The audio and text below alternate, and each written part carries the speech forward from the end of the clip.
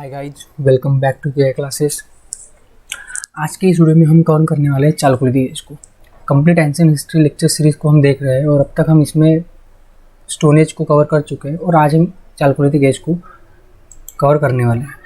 तो chalcolithic as basically इसका मतलब क्या है? तो चालको का मतलब होता है कॉपर एंड लिथिक मतलब स्टोन। तो ऐसा एज या फिर ऐसा युग जिसमें कॉपर और स्टोन से बने हुए टूल्स का जो है वो इस्तेमाल होता था और इसीलिए इसे कहा जाता है चालकुलिती एज। ठीक है, अभी देखो हिस्ट्री जो है ना एक कंटिन्यूस प्रोसेस होती है। ठीक है, ऐसा नहीं होगा कि न्यूलिथिक एज खत्म हो गया और इतिहास थोड़ी देर के रुक जाएगा और उसके बाद फिर चालकुलिती एज स्टार्ट होगा, नहीं। तो इसलिए किसी भी टाइम पीरियड में इसे रखना थोड़ा मुश्किल हो जाता है। इसलिए अलग अलग बुक्स में अलग अलग लेक्चर्स में अलग आपको इसका जो टाइम पीरियड है वो अलग अलग देखने को मिल सकता है। लेकिन हमें बस एक रफ आइडिया होनी चाहिए कि चालकुलिती एज जो है वो कब स्टार्ट हुआ था। तो वो अराउंड 4000 टू 5000 BC के आसपास स्टार्ट हुआ था और जब न्यूलिथिक एज चल ही रहा था उसके जो आखिर के फेज़ था उस आखिर के फेज़ में ही चालकुलिती एज की शुरुआत हो चुकी थी। ठीक है, बोले और ये अराउंड 700 BC तक चला है। तो चालकुलिती एज को ट्रांजिशन फेज भी कहा जाता है between Neolithic and bronze age. अभी ऐसा क्यों? क्योंकि न्यूलिथिक एज के कुछ फीचर्स जो है वो डेवलप हुए चालकुलिती एज में। जैसे न्यूलिथिक एज में एग्रीकल्चर जो स्टार्ट हुआ था, चालकुलिती एज में वो और ज़्यादा डेवलप हो गया। जो ब्रॉन्ज एज जो था वो चालकुलिती एज के आगे का फेज है। ठीक है ना, और ज़्यादा डेवलपमेंट हुई और फिर ब्रॉन्ज एज बना। जैसे कॉपर का इस्तेमाल होने लगा आपके चालकुलिती एज में। स्मेल्टिंग जो एक प्रोसेस होती है मेटल को स्मेल्ट करने की, वो प्रोसेस चालकुलिती एज में स्टार्ट हो चुकी थी और फिर स्मेल्टिंग प्रोसेस से ही फिर कॉपर प्लस टिन को मिला के ब्रॉन्ज, ये जो मेटल है, इसकी खोज इंसान ने की। तो बेसिकली चालकुलिती एज इसलिए एक ट्रांजिशन फेज कहा जाता है न्यूलिथिक और ब्रॉन्ज एज में, क्योंकि न्यूलिथिक एज के कुछ फीचर जो है वो डेवलप होकर चालकुलिथिक फेज बना और चालकुलिथिक एज जो है उसमें और ज़्यादा डेवलपमेंट हुई और ब्रॉन्ज एज बना है, या फिर जिसे इंडस वैली सिविलाइजेशन भी कहा जाता है। With the end of neolithic age many culture started in the different parts of the world and India too, जैसे कि चालकुलिथिक फेज। ठीक है, in India many culture existed depending on area characteristics. Basically these were different communities who lived in different parts of the India. अब India में chalcolithic as जो है ना, मतलब चालकुलिती का मतलब क्या है? तो कॉपर प्लस स्टोन एज से बने हुए जो टूल्स थे उसका इस्तेमाल होने लगा। तो अभी ये तो एक ब्रॉडर कंसेप्ट हुआ चालकुलिती एज का, लेकिन depending on the area chalcolithic age जो है वो भी अलग अलग पार्ट्स में आप डिवाइड कर सकते हो। जैसे कि एक अहर कल्चर है जो राजस्थान में था, इसके अपने अलग फीचर्स होते हैं। मालवा कल्चर है नवदुतली रीजन ऑफ MP, कायस्था कल्चर है, उसके बाद जोरवे कल्चर है। तो ये अलग अलग कल्चर्स है। इसके एग्जाम्पल्स मतलब इसकी जो साइट्स है वो हम देख लेते हैं, एक बार एग्जाम में पूछी जा सकती है। यहाँ पे आप देख सकते हो, ये है आपका राजस्थान और यहाँ पे अहर, बालाथाल, गणेश्वर, ये कुछ साइट्स हैं। ठीक है, ये कुछ साइट्स है जो बिलोंग करती है चालकुलिती एज से। देन राजस्थान में कुछ ऐसी साइट्स है। राजस्थान में कौन सा कल्चर था? Ahar culture. There was Ahar culture in Rajasthan. Okay, तो यहाँ पे साइट्स आप देख सकते हो। महाराष्ट्र में दहमाबाद, इनामगांव, जोरवे। राजस्थान रीजन में जोधपुरा, गिलकुंड, अहर। ये साइट्स आपको याद रखनी है। ठीक है, आप भले ही रीजन याद ना रखो राजस्थान में, महाराष्ट्र में, लेकिन ये साइट्स आपको इतना पता जरूर होना चाहिए कि ये चालकुलिती एज से बिलोंग करते हैं, क्योंकि एग्जाम में सीधा सवाल आता है। 4 आपको ऑप्शन दिए होंगे और इसमें से आपको पहचानना होगा कि कौन सी चालकुलिती साइट है या फिर नहीं है। ठीक है, जैसे कि अशोका से रिलेटेड क्वेश्चन आ रहे हैं। इंडस वैली सिविलाइजेशन के ऊपर पिछले साल क्वेश्चन आया था कि साइट्स आइडेंटिफाई करनी थी, कौन सी इंडस वैली सिविलाइजेशन की साइट नहीं है। तो ऐसे ही कुछ एग्जाम्पल्स आपको एग्जाम में देखने को मिल सकते हो। तो आपको ये साइट्स जो है ना वो अच्छे से रट लेनी है। ठीक है, मस्की, ब्रह्मगिरी, हल्लूर, उसके बाद रंगपुरम, प्रभास सौराष्ट्र में, नवदुतली MP में, पांडुराजा धिबी, गोलाबी, सशन। तो चिरांद वगैरह कुछ साइट्स है जो आपको याद रखनी है। बेसिकली एक आपको फैक्चुअल इन्फॉर्मेशन है जो पता होनी चाहिए एग्जाम के पॉइंट ऑफ व्यू से। अभी हम देखते हैं कि चालकुलिती एज जो इतना ज़्यादा इंपॉर्टेंट क्यों था। अभी कुछ यूट्यूबर्स है या फिर कुछ जो पढ़ाने वाले हैं ना, ये चालकुलिती एज को स्किप कर देते हैं। बहुत सारी बुक्स में चालकुलिती एज दिया भी नहीं होता है।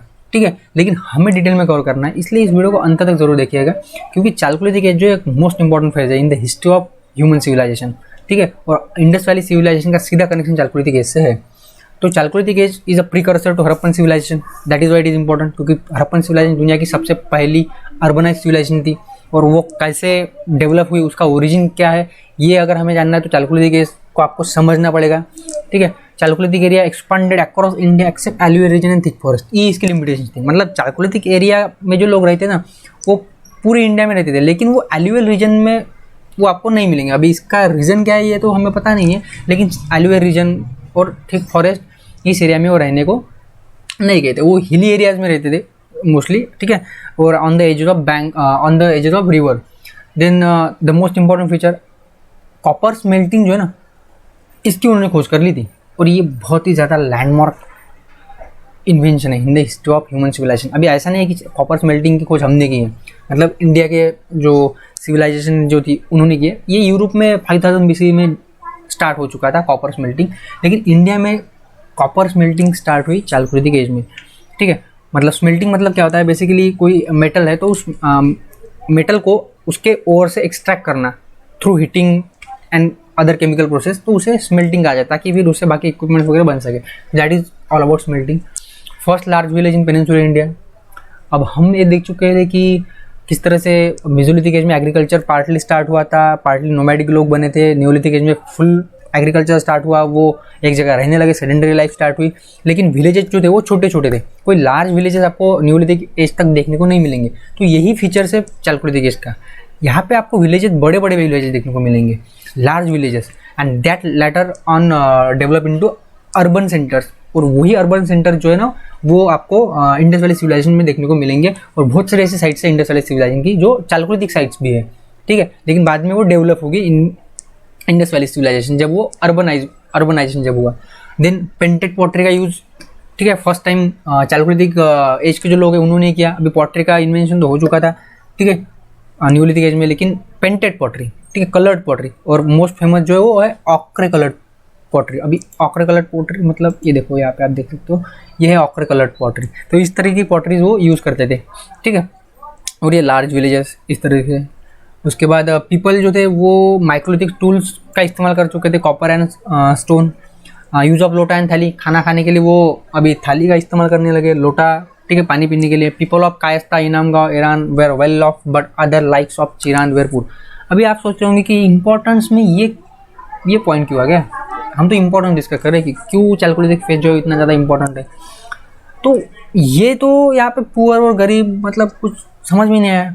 तो देखो, अगर कायस्ता, इनामगांव और ईरान के लोग अमीर थे और चिरान के लोग पुअर थे, इसका मतलब क्या है कि इनइक्वालिटी स्टार्ट हो गई थी, है ना। आज भी इनइक्वालिटी, डिस्क्रिमिनेशन तो होता ही है, ठीक है। तो ये कोई आज का नहीं है, ये 5000 साल 6000 साल पहले स्टार्ट हो चुका था।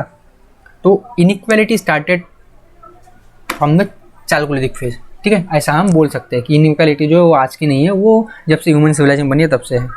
और इसके कुछ एविडेंसेस भी हमारे पास है जो हम आगे देखेंगे, ठीक है, आगे हम कवर करने वाले हैं। तो अभी हम चालकोलिथिक फेज की इकोनॉमिक लाइफ को कवर करेंगे, उनके रिलीजियस सोशल लाइफ को कवर करेंगे, उसके पॉलिटिकल लाइफ को कवर करेंगे। तो हम 1 बाय 1 अभी सब कुछ कवर करने वाले हैं, तो आप अच्छे से समझ लीजिए इकोनॉमिक लाइफ के बारे में। People of the age survive on the farming, animal domestication, hunting and fishing.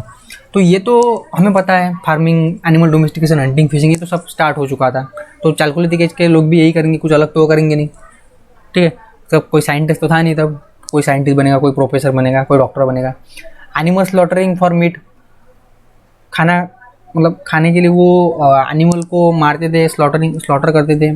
So they had a diversified subsistence strategy. तो इससे हमें पता लगता है कि उनके पास जो सब्सिस्टेंस स्ट्रेटेजी जो थी उनकी, वो कोई एक फूड के ऊपर डिपेंडेंट नहीं थे, अलग अलग उनके पास ऑप्शंस थे। एग्रीकल्चर कैसा था? Agriculture started on large scale bye now, क्योंकि न्यूलिथिक एज में एग्रीकल्चर स्टार्ट हो ही चुका था।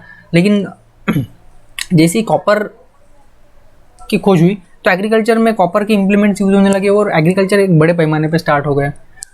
उन्हें क्रॉप रोटेशन का नॉलेज था, they had knowledge of crop rotation, they had knowledge of crop rotation. यहाँ पे देख सकते हो आप क्रॉप रोटेशन का knowledge. Irrigation, multiple cropping, harvesting. अब इसका मतलब क्या होता है? क्रॉप रोटेशन मतलब क्रॉप को रोटेट करना, ठीक है। अगर आपने इस साल सपोज गेहूँ का उत्पादन लिया तो अगले साल आप ज्वार का लोगे, तो इसे कहा जाएगा क्रॉप रोटेशन। देन इरिगेशन, ठीक है। मल्टीपल क्रॉपिंग मतलब एक ही पीस ऑफ लैंड पे 2 या 3 तरीके के जो क्रॉप्स है उसे लेना, मतलब मल्टीपल क्रॉपिंग। हार्वेस्टिंग, जैसे कि इनामगांव साइट्स, ये आपकी चालकोलिथिक साइट्स है, तो यहाँ पे आपको इसके एविडेंस मिलते हैं। वो मोस्टली बार्ले, व्हीट, राइस, ठीक है, राइस तो नहीं, हाँ राइस के भी कल्टिवेशंस कहीं कहीं पे मिले हैं, राइस के भी कल्टिवेशंस कहीं कहीं पे मिले हैं, ठीक है। Traces of rice cultivation found in eastern India, mostly barley, wheat, jowar, bajri, ragi, millets they use to produce. Then cotton के एविडेंसेस भी मिले हैं ब्लैक सॉइल में, मतलब वो ज़्यादातर तो पेनिनसुलर इंडिया में रहते थे, ठीक है, तो इसलिए वहाँ पे कॉटन का प्रोडक्शन होने लगा। People of north Datoli grew linseed and ber, तो लिंसीड और बेयर का भी प्रोडक्शन आपको देखने को मिल सकता है। तो बेसिकली ये उनके एग्रीकल्चर के बारे में हमने देखा कि एग्रीकल्चर वो कैसे करते थे, किस तरह से करते थे। तो बाय एंड लार्ज हम इसी तरीके से आज भी खेती करते हैं, ठीक है। सो एग्रीकल्चर उनका स्टार्ट हो चुका था। Then what is next is animal domestication. Animal domestication तो लगभग हम मेजोलिथिक से देख रहे हैं।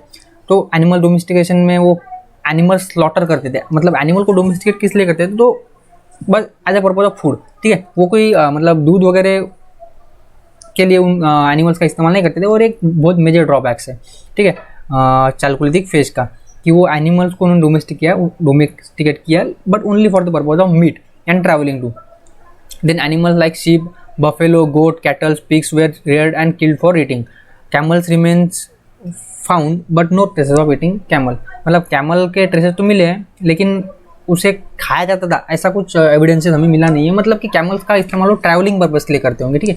अभी तब कोई बाइक और कार, एरोप्लेन तो थे नहीं, तो they basically use camel. Then fishing, bones of fishes and turtles found. Eastern Indian side mostly consume fish and rice. Eastern India में ज़्यादातर फिश और राइस का कल्टिवेशन होता था, मतलब वो खाते फिश एंड राइस ही थे। Then metal smelting, the most important evolution of the phase is metal smelting. Then new the art of metal setting, हम पहले देख चुके हैं। देन क्राफ्टिंग मेटल आर्टिफैक्ट्स, मतलब कि मेटल स्मेल्ट करने के बाद उससे वो चीज़ें भी बनाते थे। आर्टिफैक्ट्स मतलब कुछ बनाना, ठीक है। Then copper smelting started, people of the age was experts, copper smith, ivory carver, lime maker, later copper plus 3 is equal to bronze age evolved, हमें देख चुके हैं। तो कॉपर स्मेल्टिंग या फिर मेटल स्मेल्टिंग एक इंपॉर्टेंट लैंडमार्क इवोल्यूशन था इस फेज का। Then we have to see arts and artifacts, किस तरीके के आर्टिफैक्ट्स वो यूज़ करते थे और क्या उनके पास कला थी। तो पॉटरी, व्हील जो था ना, व्हील का इस्तेमाल हो चुका था, मतलब व्हील का इन्वेंशन हो चुका था। अगर व्हील का इन्वेंशन हो चुका था तो व्हील मेड पॉटरीज जो है वो बड़े पैमाने पे बनना स्टार्ट हो चुकी थी, ठीक है। व्हील मेड पॉटरी, यहाँ पे आप देख सकते हो व्हील मेड पॉटरी का उन्होंने काफ़ी ज़्यादा इस्तेमाल किया है, ठीक है। Then ochre coloured pottery was common and black and red were too quite common. Pottery use was of different shape and size, painted in linear design, decorated with the designs of animal, plants, birds etcetera. अभी यहाँ पे आप देख सकते हो कि किस तरह से अलग अलग पैटर्न में यहाँ पे पॉटरी बनाई और डिज़ाइन देखो कितनी सुंदर है यहाँ पे, ठीक है। मतलब वो पॉटरी के ऊपर एनिमल्स को डिज़ाइन करते थे, फिशेस को डिज़ाइन करते थे, अलग अलग साइजेस में उनकी डिज़ाइन होती थी, ठीक है। तो एक तरह से ह्यूमन इवोल्यूशन जो था वो काफ़ी फास्ट हो चुका था। Pottery use for cooking, storing, drinking and eating. Basically तो मतलब जाहिर सी बात है कि पॉटरी का इन्वेंशन हुआ है तो वो उसका इस्तेमाल तो करेंगे।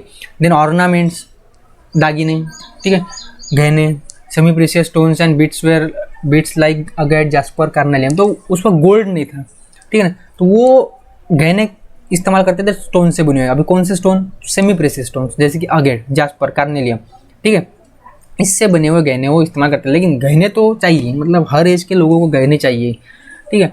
Silk thread found from the sites in MP, Maharashtra, मतलब सिल्क का इन्वेंशन, सिल्क के बारे में उन्हें पता चल चुका था, सिल्क से बने हुए कपड़े पहनते थे, ऐसा हम बोल सकते हैं। People had knowledge of spinning and weaving, ठीक है। Then metal smelting have already been discuss, okay. So this were art and artifacts of the chalcolithic people. Then habitat and social and religious life, अभी वो रहते कहाँ पे थे, उनकी social life कैसी थी, और क्या रिलीजन अभी स्टार्ट हो चुका था। सबसे बड़ा सवाल तो यही है, धर्म। अभी तक तो हमने देखा स्टोन एज में कोई रिलीजन नहीं था, लोग किस धर्म को मानते नहीं थे, कोई धर्म था ही नहीं बेसिकली। तो हम देखते हैं हैबिटेट के बारे में। सबसे पहले तो मैं आपको पहले बता चाहूँगा कि वो रिवर्स एंड हिल्स के अराउंड रहते थे, वो एल्यूअल प्लेन्स में नहीं रहे, वो थिक फॉरेस्ट में भी नहीं रहे हैं, ठीक है। अभी इसका रीज़न क्या है ये तो हमें पता नहीं है, लेकिन आगे चल के जब इंडस वैली सिविलाइजेशन को हम देखते हैं तो एल्यूअल प्लेन्स और थिक फॉरेस्ट, एल्यूअल प्लेन्स में ज़्यादातर लोग रहते हुए आपको देखने को मिलेंगे, इसलिए वो ज़्यादा डेवलप थे, ठीक है ना। हैड रूरल बैकग्राउंड, चालकुलिथिक एज अभी तक रूरल ही था, कोई अर्बनाइज लाइफ स्टार्ट हुई नहीं थी, but later villages comes to floor, sorry larger villages comes to floor, मतलब विलेजेस लार्ज हो चुके थे। Houses were simples either rectangular और सर्कुलर, ठीक है, हाउसेज जो थे वो रेक्टेंगुलर थे या फिर सर्कुलर थे। Bricks use was extensive but no burned bricks, ईंटों का वो इस्तेमाल करते थे, लेकिन बर्न्ड ब्रिक्स का इस्तेमाल हमें देखने को नहीं मिलेगा, वो हम आगे देखेंगे ड्यूरिंग इंडस वैली सिविलाइजेशन कि लार्ज स्केल पे उन्होंने जो बर्न्ड ब्रिक्स है उनका यूज़ किया है। The walls of house were made of mud and plastered with the cow dung and lime, जो दीवारें थी वो मिट्टी की बनी हुई थी और उसको वो काउ डंग जो है ना, मतलब गाय का गोबर और लाइम, इससे वो मतलब पोतते थे, या फिर हम क्या करेंगे उसे, हाँ वही प्लास्टरिंग करेंगे, पोतेंगे। At Inamgaon people lived in oval and circular pits too, मतलब इनाम गाँव में ऐसे एविडेंसेस मिले जहाँ पे वो गड्ढा करके रहते थे, क्या करके रहते थे, गड्ढा करके रहते थे, मतलब ऐसे अंदर ज़मीन के अंदर गड्ढा करेंगे और उसके अंदर वो घर बनाएंगे, वहाँ पे रहेंगे, ठीक है। अभी ऐसा वो क्यों करते थे, तो इसके कोई हमें रीज़न तो एग्जैक्ट पता नहीं है, लेकिन जैसे कि हमने देखा न्यूलिथिक फेज में भी बुर्जाहों वगैरह के एरिया में ऐसे आपको ड्वेलिंग पिट्स देखने को मिले हैं, तो उसका रीज़न था कि कोल्ड से प्रोटेक्शन के लिए, तो यहाँ पे भी ऐसा कुछ हो सकता है। Houses are mostly one room but sometimes multi room and multi storage too. House of influential people were large made of 4 to 5 peoples, मतलब यहाँ से आपको देखने को मिलेगा कि देयर वॉज इनइक्वालिटी, कुछ वन रूम हाउसेज देखने को मिले हैं, कुछ मल्टी रूम हाउसेज है, मल्टी स्टोर्ड हाउसेज है, मतलब क्या, जो गरीब लोग होंगे उनके हाउसेज छोटे होंगे और जो अमीर लोग होंगे उनके हाउसेज ज़्यादा मतलब बड़े होंगे।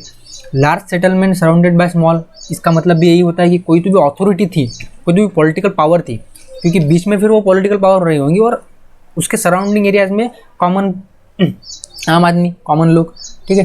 तो ये बेसिकली हैबिटेट्स के बारे में, सेटलमेंट्स के बारे में, कैसे रहते थे, कहाँ पे रहते थे, तो एक रफ आइडिया आपको आ गई होंगी कि किस तरह से इनइक्वालिटी एग्जिस्ट करती थी, इनइक्वालिटी स्टार्ट हो गई थी, अथॉरिटेरिज्म भी थी, ठीक है। मतलब एक ह्यूमन जो है वो मॉडर्न फेज की तरफ बढ़ रहा था। एक्सकवेशन से हमें क्या पता चलता है कि ग्रैनरीज और इम्बैक्समेंट जो है वो भी थी। ग्रैनरीज मतलब जहाँ पे आप जो ग्रेन्स है उसे स्टोर करके रखते हो, और embankments, burials. Now let's see about the burials, यहाँ से हमें रिलीजियस प्रैक्टिस के बारे में पता चलता है। तो proper practice of burial did was started, dead bodies को प्रॉपरली ब्यूरिड करना स्टार्ट हो चुका था, लेकिन कोई रिलीजन अभी तक स्टार्ट नहीं हुआ था। तो इसका मतलब क्या है कि वो रिबर्थ, पुनर्जन्म में मानते थे। महाराष्ट्र में जो लोग हैं वो नॉर्थ साउथ डायरेक्शन में बॉडीज़ को रखते थे, ठीक है। उसके साथ वो कुछ ऑब्जेक्ट भी रखते थे, जैसे पॉट एंड कॉपर ऑब्जेक्ट, मतलब कि वो मतलब मरने के बाद जो पुनर्जन्म होता है तो तब काम आए शायद, इसलिए ईस्ट वेस्ट डायरेक्शन में रखा जाता था, साउथ में। तो मतलब मैं बोल चुका आपको कि अलग अलग जो चालकुलिथिक साइड से मतलब कल्चर है, जैसे कि और कल्चर वगैरह हो गया, तो इनके अलग अलग क्या थे, अपने अपने फीचर्स थे। लेकिन एक चीज़ कॉमन थी कि वो कॉपर और स्टोन से बने हुए स्टोन यूज़ करते थे। उनके विलेजेस जो लार्जर थे, पॉटरी जो थी पेंटेड थी, तो यही कुछ बेसिक कॉमन उनमें सिमिलरिटीज़ है, और बाकी तो चीज़ें बदली है। इसलिए अलग अलग रीजन में अलग अलग हम क्या दिखते हैं, कैरेक्टरिस्टिक देखते हैं चालकुलिथिक फेज में। In Nevasa remains of children with the necklace around the neck found, मतलब बच्चों के गले में भी नेकलेस मिले हैं, मतलब बच्चों को भी शौक था गहने पहनने का, ठीक है। नवाज एक साइट है। Religion, no full fledge religion but female figurine of clay found, rare evidences of male god, terracotta bull show the religious cult. तो ये कुछ रिलीजन से एविडेंसेस है, लेकिन फुल फ्लेज रिलीजन जो अब तक वो स्टार्ट नहीं हुआ था, ठीक है। नेक्स्ट ये देखिए, यहाँ पे आपको देखने को मिलेगा कि ये एविडेंसेस किसके, स्केलेटन से। ये स्केलेटन है, ये गहने पहने इन्होंने, मतलब ठीक है, तो गहने वो पहनते थे, इसका मतलब है। Then limitations, this is the most important phase of part of this lecture कि लिमिटेशंस क्या थी चालकुलिथिक एज की। तो वो एनिमल्स का यूज़ तो करते थे, डोमेस्टिकेट तो करते थे, लेकिन only for the purpose of meet, not for the purpose of milk. मतलब उन्हें मिल्क के बारे में अब तक पता ही नहीं था। अगर मिल्क के बारे में उन्हें पता चल जाता तो शायद उनका बहुत मतलब एक तरह से वो और ज़्यादा डेवलप हो सकते थे। Did not do much cultivation though lived in black soil region, क्योंकि उनके पास वो इम्प्लीमेंट्स ही नहीं थे, वो टूल्स ही नहीं थे, क्योंकि कॉपर एक ऐसा मेटल है जिससे आप ज़्यादा हार्ड जो इम्प्लीमेंट्स है वो बना नहीं सकते। ब्रॉन्ज से बना सकते हो, कॉपर प्लस टीन अगर आप मिक्स करोगे तो ब्रॉन्ज, और यही आपको देखने को मिला इंडस वैली सिविलाइजेशन में। इसलिए इंडस वैली सिविलाइजेशन जो इतनी ज़्यादा डेवलप हुई और अर्बनाइज हुई। High rate of burials of children show high mortality so no longevity of period, मतलब जो एक एवरेज एक्सपेक्टेड लाइफ थी वो काफ़ी कम थी और चाइल्ड मॉर्टेलिटी कुछ बहुत ज़्यादा थी, ठीक है। मतलब कुछ या तो कुछ बीमारियां होंगी या फिर कुछ और रीज़न हो सकते हैं, न्यूट्रिशन प्रॉब्लम वगैरह। No knowledge of mixing metals so no stronger metals use, वही रीज़न है कि एग्रीकल्चर जो है वो स्टार्ट तो हुआ था लेकिन वो जो फेवरेबल कंडीशंस थी उसको ज़्यादा इस्तेमाल नहीं कर पाए, ठीक है, क्योंकि स्ट्रॉन्ग मेटल ही नहीं था उनके पास कॉपर था जो कि ज़्यादा स्ट्रॉन्ग नहीं है। Not aware of art of writing, उन्हें राइटिंग की कला तो अब तक पता ही नहीं थी। That later develop in Indus valley civilization and no urbanization inspired of all availability, सब कुछ था लेकिन फिर भी गांव में रहते थे, ठीक है। तो ये सब हमने देखा चालकोलिथिक फेज के बारे में। एक मोस्ट इंपॉर्टेंट लेक्चर है हिस्ट्री के पॉइंट ऑफ व्यू से, तो इसे आप अच्छे से समझ लीजिए और आपके दोस्तों के साथ शेयर ज़रूर कीजिए, ठीक है। और अगर आपको वीडियोस पसंद आ रहे हैं तो लाइक कीजिए, सब्सक्राइब कीजिए चैनल को और शेयर कीजिए। तो मिलते हैं अगले वीडियो में।